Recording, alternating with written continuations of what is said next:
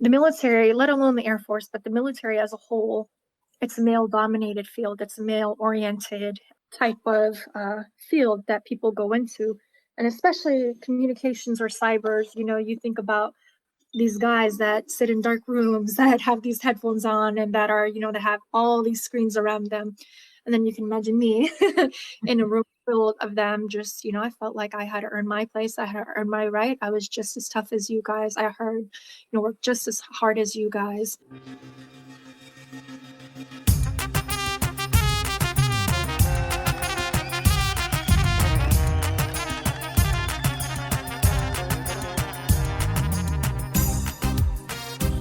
Hi, everyone, and welcome to episode 119 of the Assyrian podcast.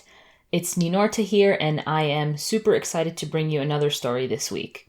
In September of 2019, I remember seeing an article circulate around Facebook from Luke Air Force Base, and the title really captured my attention. It read, "Refugee to Airman." The article was featuring an Assyrian woman in the Air Force, Master Sergeant Odette Esho. And I had the pleasure of meeting Odette at a women's event here in Arizona, and her story was truly captivating. Odette's story starts in Iraq, where she and her family had to flee and settle as refugees in Turkey. We got to talk about her father's role in the Iraqi military and how her decision to join the Air Force was a way for her to follow in her father and brother's footsteps and give back to society. We also discussed how the Air Force is different from the other military branches, whereas their motto is mission first, family always.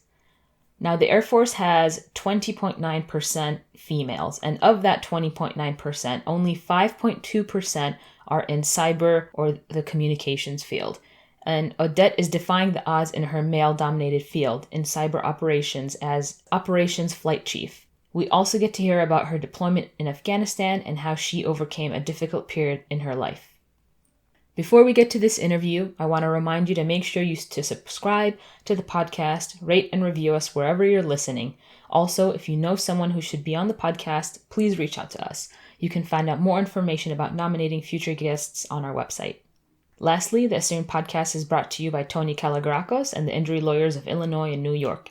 If you know anyone that's been in a serious accident, please reach out to Tony Kalagrakos. Tony has been recognized as a top 40 lawyer and a rising star by Super Lawyer Publications and has obtained multiple multi-million-dollar awards. Tony can be reached at injuryrights.com or at 847-982-9516. And now, here is Master Sergeant Odette Esho.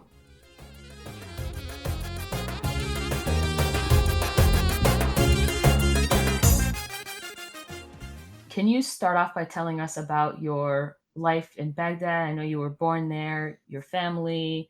Yes, ma'am. Well, first off, Basim Saraba for giving me this opportunity to get to share my experience and hopefully inspire and motivate and just be connected with everybody around the world. As you said, I was born in Iraq. This was towards the end of the Iraq-Iran war. So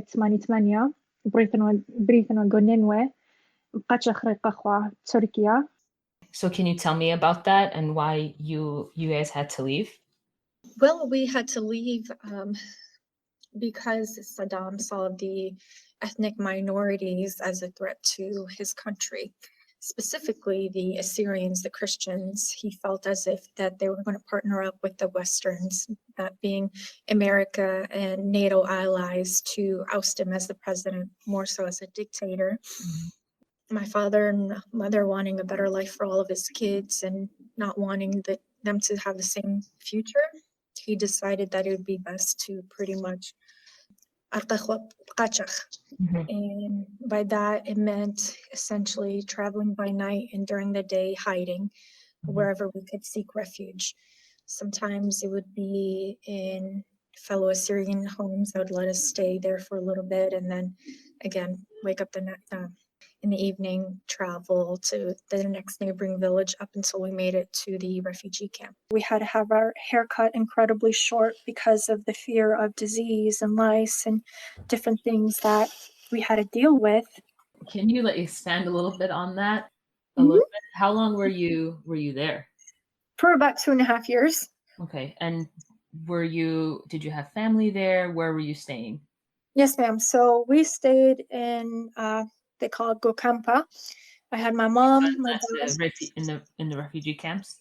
Yes, ma'am. Yep. It was a big green tent for the first few, for a good while. And then towards the end, we did get to live into that dormitory style hardened facility. But for a considerable amount of time, it was a green tent that we called home. When we made it to the border, they took our father away from us. And not knowing the language, there was a different, language barrier between us and the gendarme.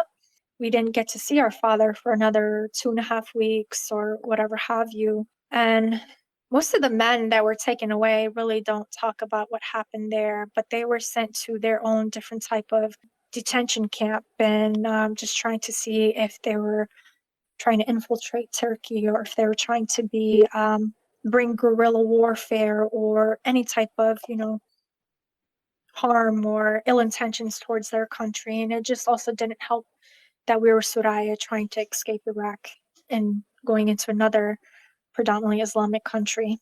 So then, lucky enough, we finally got our dad back, and my mom would make clothes with what was donated to us. So all of our juled, yimi khatalla, which she cut our hair too, which may have not been the cutest, but it was because of the fear of lice and disease and just whatever you could think that could happen wrong may have potentially happened to other people there.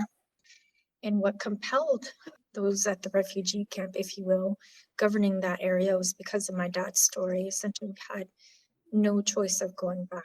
I mean, it was either Turkey or it was just it.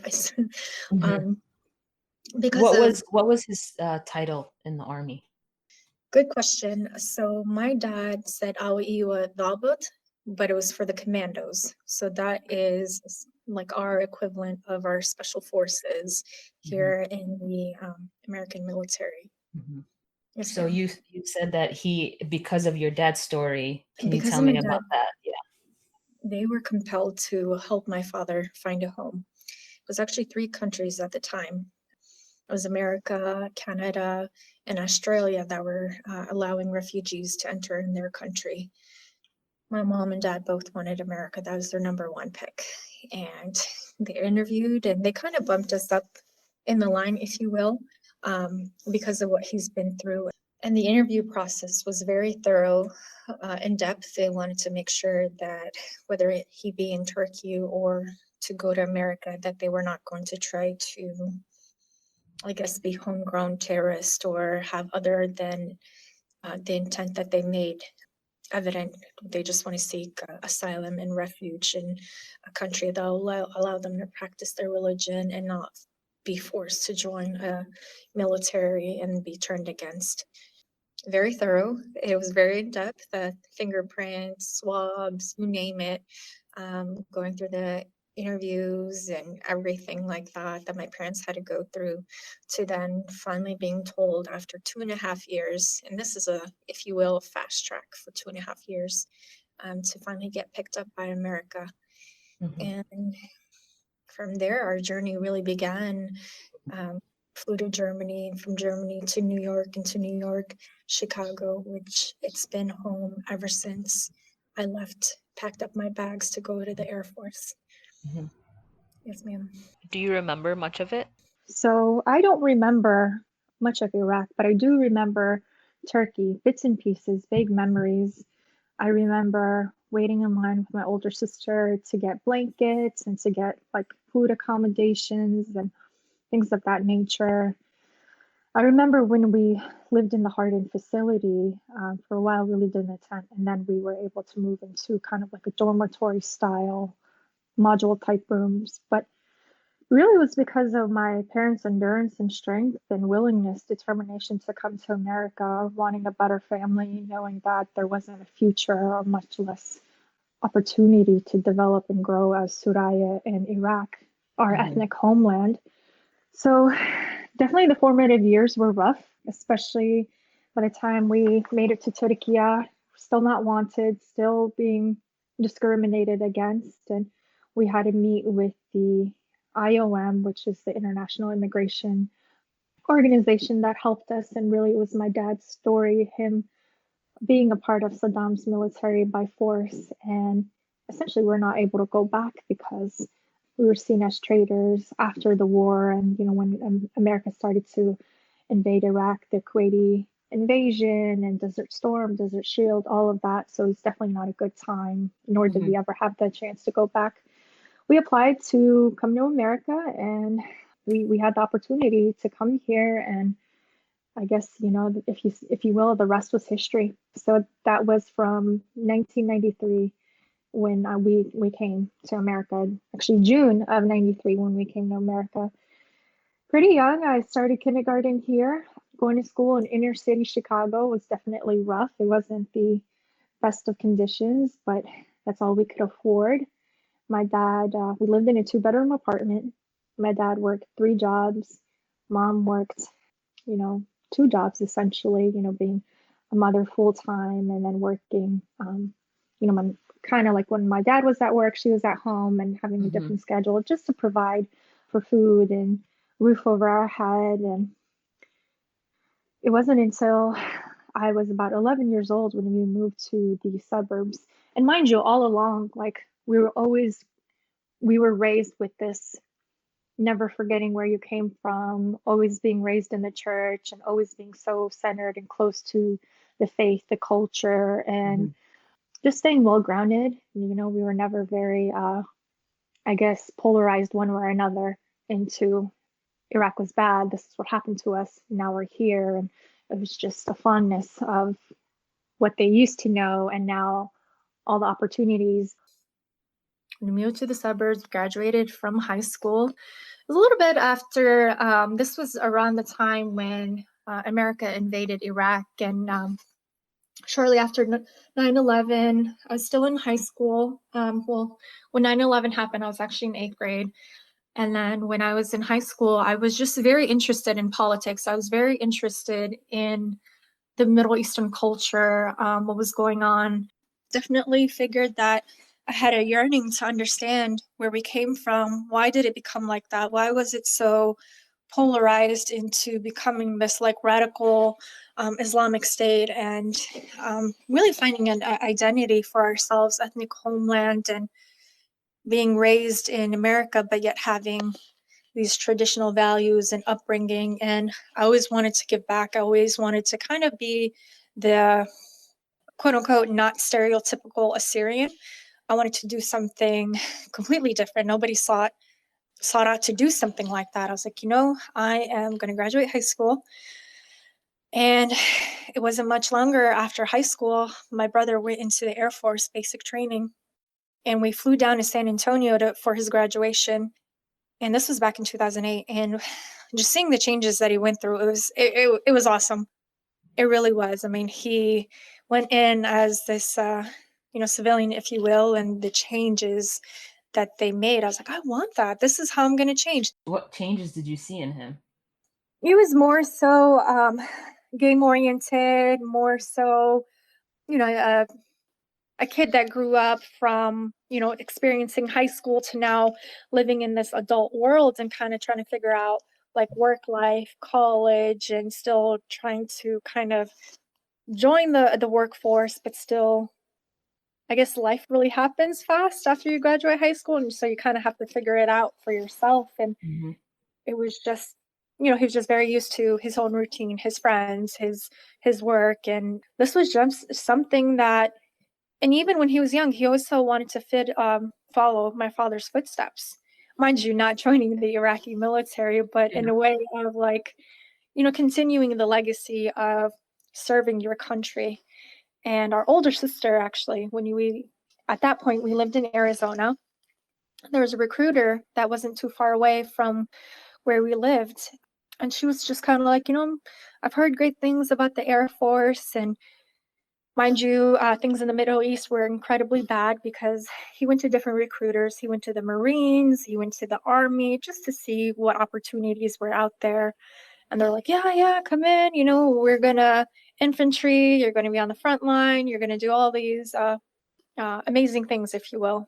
But he was hesitant, and definitely my parents were, because and they did not want to send their only son off to war. And especially one conversation I remembered my father had with him was that, I left Iraq because of this. Why are you running towards it? Why are you going back to that country that we ran away from? So back to thinking he went. And it was, again, my older sister that was like, hey, you should think about the Air Force. You rarely hear them out and about. And he went to the recruiter, and definitely the Air Force was incredibly different. It's very difficult to get into. You have to have high aptitude battery skills, which is the test that regardless of what military branch you join, you all take the same test. So for that, they have a certain threshold. So and they're education focused. They had different career fields that were foreign to other services. And I mean, it just seemed like this was for him. It was about a year and a half. That's what kind of made him join, really, was just, graduate high school. What should I do now? And my parents were not all for him joining, regardless of what branch. But it wasn't truly until we went into San Antonio, saw him graduate, where my parents felt like their heart was at ease. It was just a complete different big brother. We were all so very proud of him. And I was like, I want that. Like, so little did my parents know, before we flew to San Antonio, I had called some recruiters, just to kind of show interest in them. And then by the time we flew back, I actually got a call from a different recruiter, still in the Phoenix metropolitan area. And I told her I have a brother that's in and I want to join. And kind of similar thing, you take the test and you get 5 different options. And I remember I remember taking a computer class when I was in high school, and I did not find my job until I was in basic training towards the end of graduation, is where they tell you, this is what you're getting selected for, this is where you're going, this is how long your technical training is. So I really did get lucky. And at that time, it was when I joined, it was November 2009. That's when I went to San Antonio for basic training. I was at Lackland Air Force Base. The test that you take, it essentially kind of takes your skill set into consideration and your knowledge throughout the years, and kind of directs you in what career path you should go into. Yes, ma'am, absolutely. So definitely it does that. And then it also takes into consideration if you've completed any college courses. So if you've completed any college courses, you get higher ranking when you enlist. That's what I decided to do. So you have 2 different career paths, whether you go enlisted or you become an officer. I decided to go enlisted because I did not complete my degree at that time. And I became an E3. So because of however many college credits I did have, versus no college credits, you were E1, but you had an option of like, hey, I want these jobs, but because of your scores, because of the aptitude, and because of what the Air Force needed at that time, they would put you, as you exactly mentioned, where they feel that it would be best based off of your skill set and your experience and what you need. So for me, it was cyber operations. So can you tell them like, I don't like this field, can I switch to a different one? You can, but it doesn't always work out in that way. Yeah. Okay. So you mentioned that like the Air Force is different in that sense. Yes, ma'am. Like different from like the Army, the Marines. Why is the Air Force different in that way?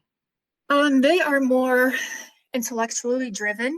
They are more focused on education, academics, more on the intellectual competencies, whereas in what you'll find with the Army and the Marines is very hands-on. It's very rigorous. It's very, in a sense, more so they're the front lines. They're the ones that are out there doing the frontline defense, doing the first in, first out, laying the foundation. Whereas in the Air Force, it's all about strategic advances. It's all about discipline and like synergistic things. How do we win the war, if you will, intellectually, what are some advances that we can make into gaining air superiority over these areas, whether it be on land, ground, sea, whatever have you. Those are the types of capacities that the Air Force would have, and that it was kind of like, oh, this is, I think I could do this. I think this is, interesting to me. And that's not to say that the other branches did not have those capacities, but the Air Force is really big on those types of things that they really. And we definitely do have our special forces that are equivalent to, like, the Army Green Beret, things of that nature. But it was really the academic drive. They were very focused on developing you as a professional, developing you as this warrior, if you will, that you're guarding your country, and yet, you, by the time you retire or separate or whatever have you, you have your education, because there's a big push and a drive for that. And you always have something to fall back on, because your degree or your career is transferable to the civilian. Whereas then I felt different branches, like if you're an infantry or whatever have you, might not necessarily translate well back into civilian life. That's interesting that the Air Force offers that versus, the Army or the Marines or the Navy, in a sense where if you do choose to retire or leave the Air Force, you still have your education to fall back on and kind of pursue a career, or have a family, whatever it is that you're looking for.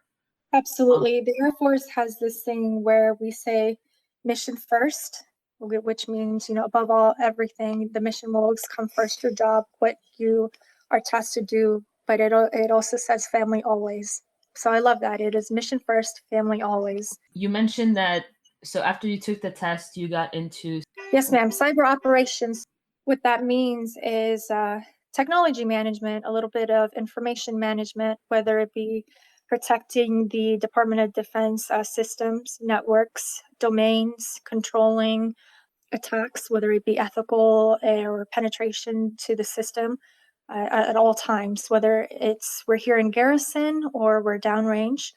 It could be telephones. It could be anything that you think that would connect you to the network.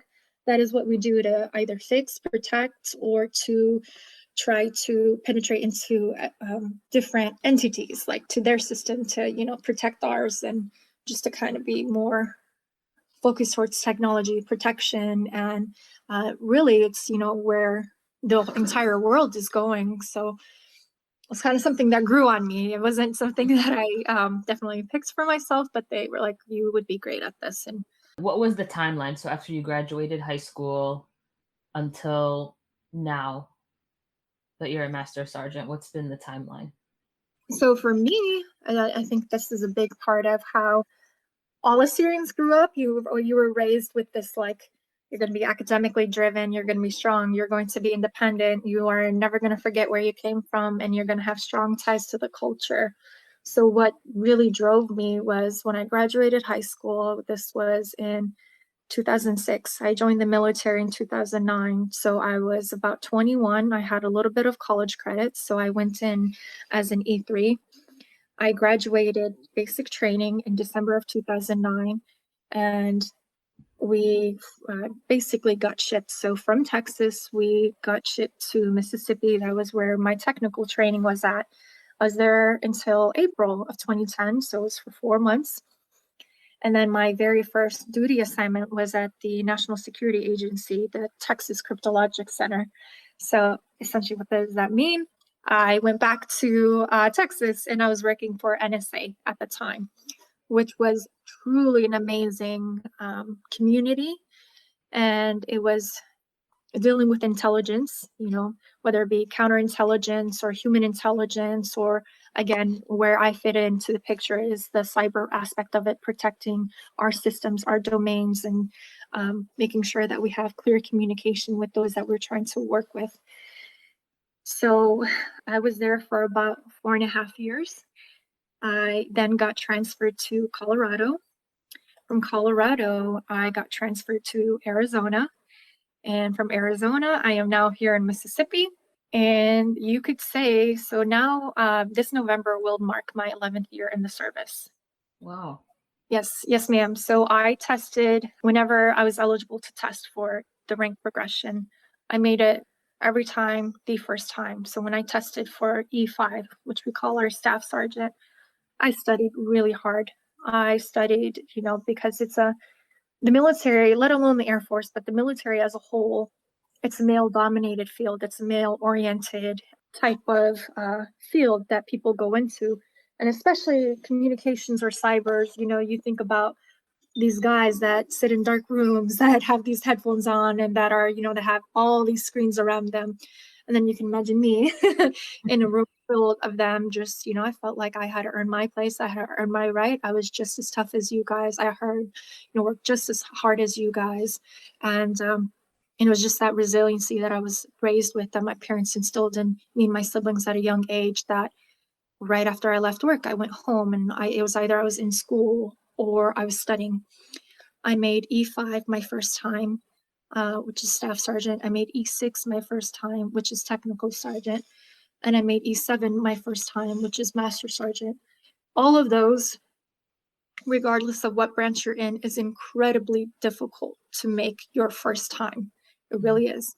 And so people would be like, okay, how long have you been in? And I tell them 10 years. And they're like, you're already in E7? That's unheard of. And it's just, that feel good, because it's like everything that I've been through, all the struggles, the long nights and the long days, it was all worth it in the end. And it's just satisfaction of knowing I got my degree. I'm, made master, and I'm still pursuing my dream. I'm making myself proud, my family proud. And I feel like I am truly blessed. So let's go back to your family. What were your parents' first thoughts when you said that you wanted to enlist in the Air Force? Truth be told, they thought I was, if not crazy, close to it, because, now both of their middle kids, there's four of us. So older sister, then my brother left, and then I left. So they were just left with our older sister and younger sister. And so the two middle kids decided to kind of join the Air Force. Yes. And then my mom was like, are you sure you want to do this? Are you sure that you can still, come home? And I was like, no, I want to do this. I want to do something different, Mom. And I always really, really loved the Syrian calling, really loved our culture, the music, everything. And I was like, this is how I'm going to give back, Mom. This is how I'm going to raise awareness about our people. And I was like, Mom, how many Suraya, and especially like not the, do you know, that joined the military, that joined the Air Force? And I wanted it more than anything. There was nothing that Mom and Dad could tell me that would make me change my mind. I was so determined and stubborn, which I believe I learned from my father, but yeah, they thought I was crazy. And it wasn't until my graduation that I had that similar experience to where I saw my brother graduating. My parents saw me graduating, and they're like, yes, absolutely, this is for you. That from where I was before to where I was at when they saw me during my graduation, it's like we were right in, letting you go. That's awesome, and I'm sure they're very proud of you now, of your achievements. And parents at first are always very hesitant to let their kids go, and joining any military field is dangerous in the end. You just don't know the outcome, but I'm sure they're very proud of you right now. Yes, ma'am. Thank you. Can you tell us what a typical day is like for you in the Air Force? Yes, ma'am. So a typical day is we start our mornings at 04:30. So in the morning, we would go to physical training, and that would consist of calisthenics, whether it be push-ups, sit-ups, different type of physical activity. And then you would run 3 miles every single day. So imagine working out from, well, if you wake up at 4:30, you start working out at 5 to 6, and then you get a little bit of time to get ready and then to go back to work. So it's immediately, your day begins at 4:30 in the morning.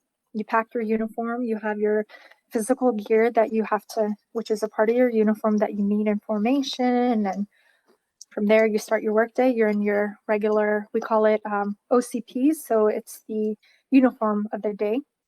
And you can expect, especially in my career field, you can expect to go home a little after 5, if not 5:30, maybe 6. It just depends on the mission, what's going on, or if computers are working, or if the network is down, up. That really dictates our schedule. To go more into the day without being too specific, but it's essentially what you can imagine if you're working in type of IT or cyber field, like if somebody calls, hey, I'm having an issue with et cetera, or hey, I felt such and such records are being missed, or somebody has access to something and we're investigating it, whether it's we do it from our office, from our capabilities, or we have to go visit them on site. We are stationed here in Mississippi, but we support different locations in this region. So we go all throughout Mississippi, Tennessee, Alabama, Georgia, and Florida to deliver those cyber capabilities. Can you tell us one of your biggest failures and what lessons did you learn from it and how did it contribute to greater success? Because anytime we fail, we obviously learn our lesson and then we kind of grow and make a little bit better. So can you tell us one of those times that you had to overcome one of your biggest failures? Yes, ma'am. That was in Colorado. I would say the biggest failure of mine was self-doubt. Self-doubt, negativity that I would instill upon myself. It was all intrinsic. I just kind of felt like, what was the point, if you will? That was around the time when ISIS had taken over Nineveh, and seeing everything that was going on with the Isdio, Suraya, that I just felt kind of like, felt powerless in a sense. And I felt sad and depressed because here I am trying to bring awareness, bring plight to our people back home. And I felt so defenseless that I couldn't do anything at that point to protect them, to save them, to let people know, hey, we're still here, we still exist. The biggest failure ultimately is because of those feelings that I had of, the being depressed over what was going on in Iraq. I just kind of grew into a shell. I really didn't become my like outgoing, cheery, bubbly mission go getter. Like I'm gonna do this. I'm gonna go above and beyond and believe in what I do. It just became very kind of a technical. Like I go to work and I come home, and the biggest failure, honestly, was being negative, putting myself down, and not really showcasing my potential. And I kind of lost touch with our community, if you will, because of what was going on back home. And I felt like even with the Syrian community and diaspora, we kind of got divided and disconnected.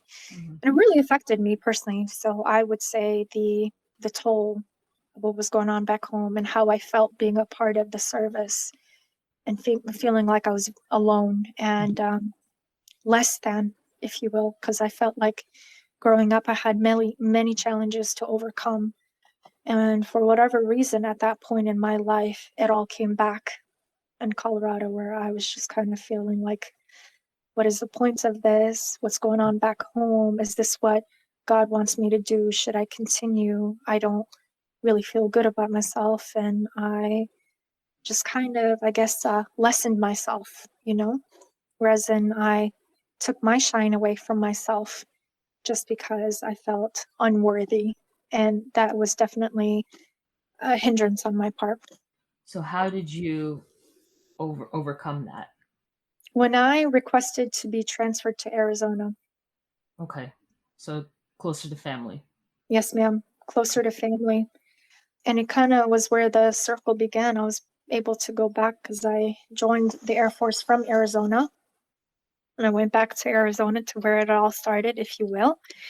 And I was working at Luke Air Force Base, closer to family, closer to church, closer to friends, closer to faith. And it was just remembering, being close to home. Hmm. It was the best thing that could ever happen to me because I felt like I was so lost and disconnected from everybody.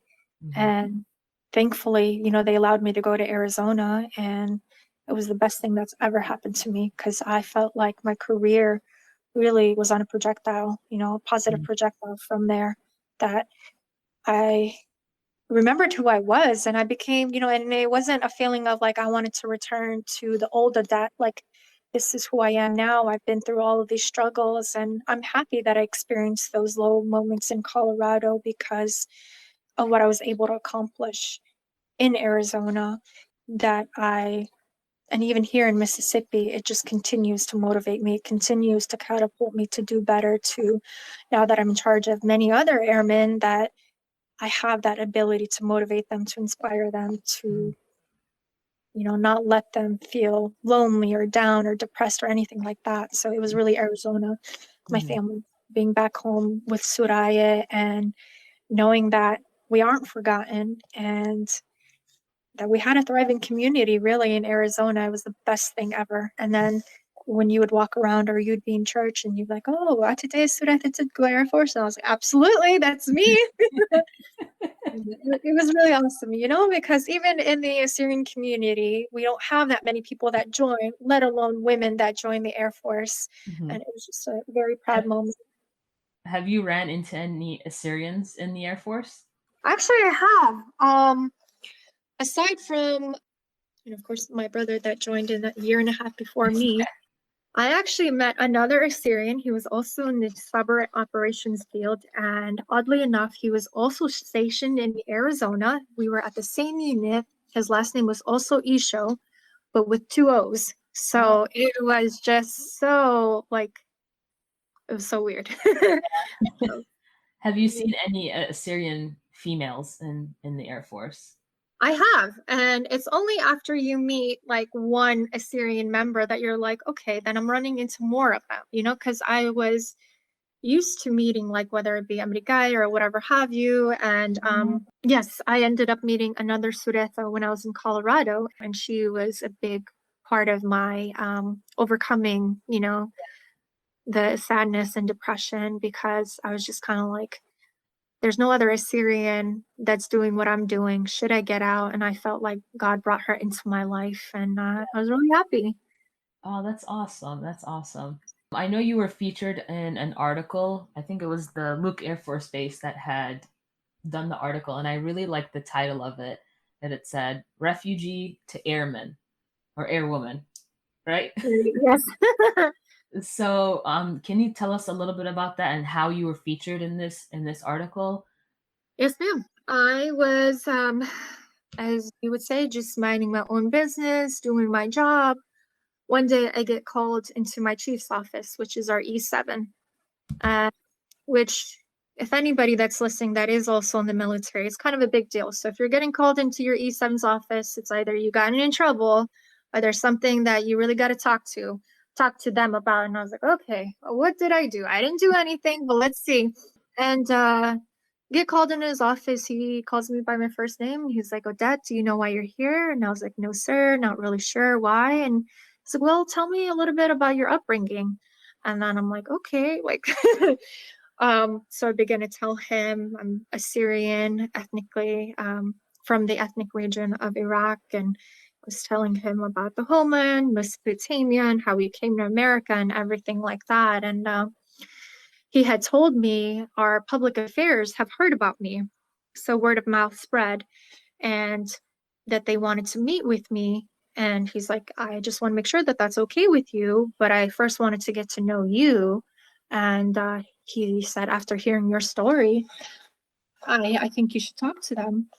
So I met with our public affairs officer from, once I got the approval from my chief to go and meet with them, and just started, asking questions and just trying to get to know people. And it was truly humbling because I didn't know. I mean, you're in a large base just doing your job, and then I guess word spreads around like, hey, we have this person that's killing it in the communications field, and oh, by the way, she has this awesome story that I really believe the rest of us need to hear, the rest of the Air Force needs to hear. So even though the story was done here or the interview was done at Luke, that was shared across the Air Force, that whole story. And it was phenomenal, truly humbling, truly inspiring. For me, I was like, okay, this is, people are starting to know who the Suraya are. And just bring awareness and just like, how completely wonderful and amazing these Suraya are, and that we're still here. And by the way, you can see us anywhere, whether it be in the military or in different type of facets. Mm-hmm. So that's how it went. What's your official title? Because I know the last time we met at the women's event, it wasn't technical sergeant anymore. No, ma'am. So when I originally, was working with you to have the honor to be, one of the panel members, I shortly thereafter was selected to become a master sergeant. So in the Air Force, it's a senior NCO and senior non-commissioned officer. So now that I'm here in Mississippi, I'm in a different position, much higher ranking.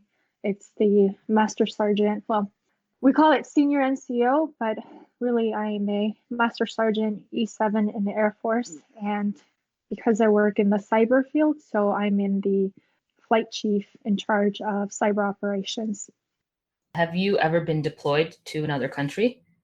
Yes, I have been deployed. I have gone to Afghanistan from August 2011 through April 2012. Mm-hmm. And while I was there, I was a part of a joint counterintelligence unit where we essentially worked with the local nationals to kind of figure out the lay of the land and what's going on and help better protect the units, the different military branches that are out there and NATO allies, protecting the base and protecting people and overall protecting the mission from, of course, Al-Qaeda, Taliban, and some guerrilla units that were out there. Wow. What was that experience like? And that was your first time going overseas to get deployed? Mm-hmm. So it's definitely not like what they show in the news or in the movies or anything like that. It is very raw, very visceral. You see people that are living in clay huts. It's just truly eye-awakening. Although I've never been to Iraq, I've heard of Iraq. In comparison to what I've experienced in Afghanistan, it seems like Iraq was much more cleaner, a little bit more advanced. But it definitely was not advanced as far as in technology or healthcare or anything like that. But because of being a sureta, they thought I was an interpreter, and I was like, no, I'm not, because we did not wear our uniform because of our mission set, if you will. So I had that advantage going for me. I was able to blend in, and I loved it. I loved every minute of it. It was really my direct connection to the mission, seeing everything I was doing be planned out and actually happen and right there in front of my eyes. Humbling experience, and it just made me fall in love with that much more in being in the service and being in the Air Force, and it was just a really, really good experience. It's awesome. I'm sure it was very rewarding as well. Yes, ma'am. Yep. Mm-hmm. When I got back home, we have our awards and decorations, and you necessarily will not be given a decoration for your time in combat or time in service. So as an E4 or as a senior airman, I came back with a commendation medal, a joint commendation medal. And that essentially means that I was receiving this medal not just from the Air Force, but from all service branches. Oh, wow, that's amazing. It was, and it's unheard of for that young rank to receive that recognition, and it being from across the sister branches. That's awesome. And I think a lot of people think like the Air Force is like, the movie Top Gun, where you're just flying airplanes everywhere. Yeah. It's exactly like that, of course. Yes. That's exactly how it is, right? Yeah. But like you said, there's so many other different fields that you can go into. Like, and if you want to fly an airplane, exactly, go for it, right? Go for it. Why not? Did you actually have to train for that, or? I did not have to train for it. One of the questions that they do ask you is if you're afraid of heights. So if you're interested in joining the Air Force and you kind of have a fear of heights, it's like, we're not really sure if this might work out for you. But if I were to pursue my career and say I want to become a commissioned officer, I could become a pilot. Like if should I choose, I could become a fighter pilot, I could become a cargo pilot, I could become a helicopter pilot. Mhm. But yes, ma'am, you do have those opportunities, different types of aircraft Mhm. that you could fly. So does that depend on your ranking essentially? It depends on, so if I mean, because I am who I am, I want to become a fighter pilot, which is the top 1%. Very, very difficult to get into. If we say that we have 100 men, maybe one out of the 99 is a woman. Oh So wow. it is incredibly difficult to get into. So it does go based off of your scores, whether it be your undergraduate scores, your GPA, and it also goes off of what we call the Airforce qualifying test, Mhm. officer qualifying test. So those scores and how well you do in the pilot training kind of determines which aircraft they feel you would be best in. What personal message do you have for the new generation of Assyrians growing up today, or anybody interested or thinking about joining any military branch or even the Air Force? I would say do not forget where you came from. And I don't mean that as in city or as in state. I mean as in whether you are Suraya, Chaldean, we're all one. Don't forget the traditions, the values, the culture. Never lose sight of that in an effort to assimilate into the military. That is your uniqueness. That is what makes you you. And that is truly what makes you stand out amongst your peers. That is what I would say for the future generation that would consider joining the military. Never forget where you came from. Be proud of who you are and teach people about our culture. And it is just something that really is like my motivation and my drive. Like people are like, how'd you rank up so fast, or how'd you do this and how'd you do that? And it's like, you can't tell them, oh, well, because I'm a Syrian, that's why. But it's, everything that our parents raised us with, the values, moral, everything that's what I would say for the future generations. Know who you are, never change who you are. Do not try to assimilate, stand out, make Mhm. a name for yourself in a positive way. And lastly, what's one thing you would like to say to our listeners, and we have listeners worldwide?